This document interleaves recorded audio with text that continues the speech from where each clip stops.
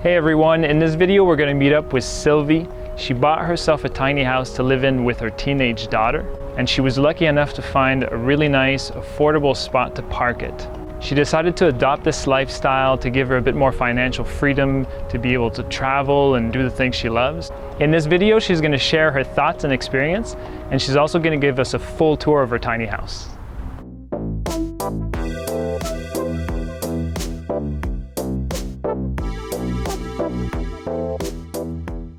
J'ai jamais vraiment aimé les grands espaces. Moi, j'aime les espaces coquets, j'aime être entourée, j'aime m'entourer de mes livres.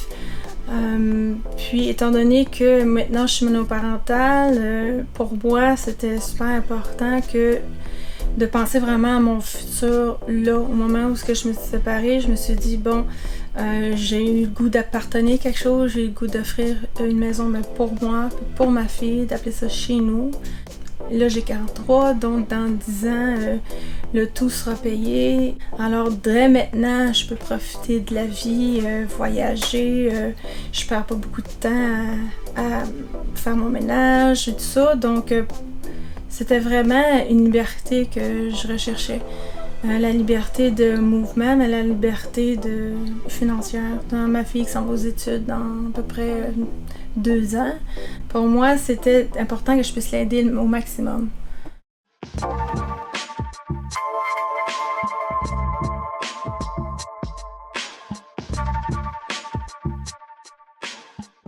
C'est ma mini-maison. En fait, c'est construit par un minimaliste sur l'île d'Orléans, dans la province de Québec. Ma mini-maison, en fait, 29 pieds de longueur, elle est 13,5 de hauteur et 8 pieds et demi de largeur. C'est ma maison pour toujours, c'est ma maison permanente. Je voulais quelque chose, en fait, qui soit fonctionnel pour moi, ma fille. C'est pour ça que j'ai demandé la chambre au rez-de-chaussée. Donc, moi, quand je vais être plus âgée, 75, 80, peu importe, je voudrais pas monter des escaliers et tout ça. Donc ma fille, par exemple, elle a son loft en haut. Elle peut l'ouvrir pour voir la maison, que ce soit aéré aussi. Elle voulait du privé, il y a la porte aussi qui se ferme. Donc elle peut vraiment avoir son petit espace à elle. C'est une ado, là. Donc mère-enfant, on devait avoir chacun notre espace.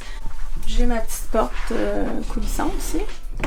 Et puis, je l'ai faite à 29 pieds pour être capable d'avoir aussi un garde-robe qui puisse quand même tienne assez de vêtements. J'ai mes tiroirs en dessous.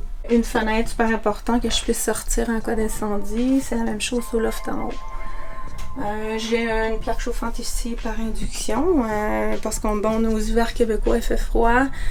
J'ai 2 modes de chauffage. J'ai aussi le foyer de propane que je vais montrer tantôt. Puis le storage, c'était super important que j'en ai beaucoup quand même. Donc voilà, donc c'est toutes des choses que j'utilise pas tous les jours, mais qu'on a quand même des fois des besoins.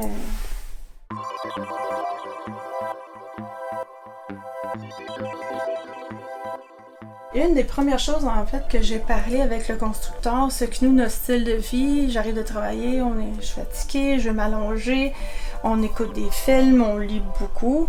On avait besoin de quelque chose de super confortable. Donc la maison au départ, c'est parti vraiment de l'espace du sofa. Je tenais absolument à avoir un 3 places, que ce soit confortable, qu'on se sente comme dans une maison dans le fond. Fait que ici, dans le fond, ça fait un lit simple.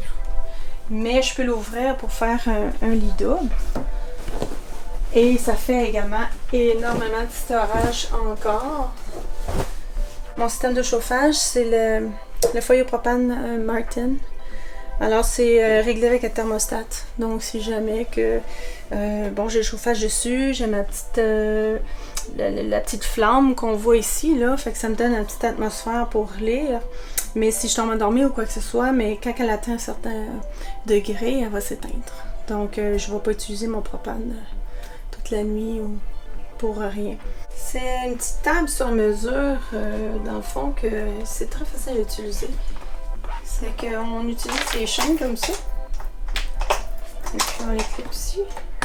Puis moi, en fait, je voulais quelque chose, une table qui était vis-à-vis une fenêtre. Parce que quand on déjeune, pour se sentir déjà plus ouvert, puis avoir une vue dehors dans le fond. J'ai beaucoup de livres. Ça c'est quelque chose que j'ai pas trop réduit parce que c'est ce que j'aime le plus. Moi, un livre avec un verre de vin, un petit feuille au propane, les lumières tamisées, il n'y a rien que j'aime mieux que ça. Donc, pour moi, j'ai pas besoin de plus que ça. Puis j'aime voyager, donc c'est pour ça qu'en réduisant les factures, aussi le temps d'entretien, tout ça, ça me permet de bouger. Puis ça me permet de faire ce que j'aime. J'étais au début pour avoir 2 escaliers, mais c'était quand même beaucoup dans une maison d'en avoir 2 séparés. Donc celle-là, c'est un bois très léger en fait, que j'emmène de l'autre côté parce que c'est normalement l'entrepôt, on n'a pas à y accéder souvent, mais nous, on a le lézard de famille en haut. Et voilà. Ça, c'était vraiment ce que je voulais absolument, le hublot. Je suis vraiment contente de l'effet que ça donne. J'ai mon poêle au propane avec le petit fourneau. Puis ici, ben, j'ai tout le storage que j'ai besoin au niveau du garde-manger. Si on a l'air conditionné, dans le fond, ici, ça peut se changer aussi en déshumidificateur, également en échangeur d'air. Par contre, les échangeurs d'air, j'ai le système Lunos qui est vraiment... c'est important la qualité de l'air, c'est des petits espaces. J'ai mis une douche standard, en fait, entourée de stainless. Pour le mouvement aussi, je tenais pas à avoir de la céramique ou des choses qui puissent briser quand il y a le transport. J'ai la toilette Naturehead. J'avais amplement d'espace pour mettre la laveuse chasseuse comme ça, un sur l'autre. Puis j'ai l'autre plaque d'électricité à induction ici.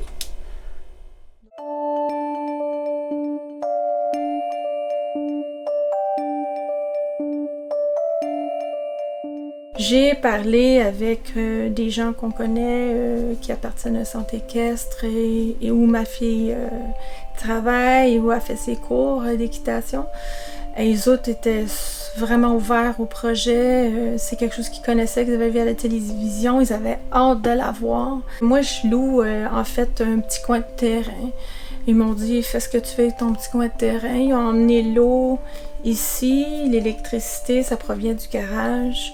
Et puis, il y avait... c'était un coin de cours qu'ils n'utilisaient pas vraiment. Alors, ils ont dit, fais ce que tu veux. Donc, on a vraiment refait la cour. J'avais demandé qu'on installe une remise pour l'équipement d'équitation. C'est pas chauffé en tant que tel, mais c'est isolé. Étant donné que j'ai donné la remise à ma fille, moi, je me suis dit, je vais installer un cabanon pour les vélos. Puis les pelles d'hiver, la petite tondeuse manuelle.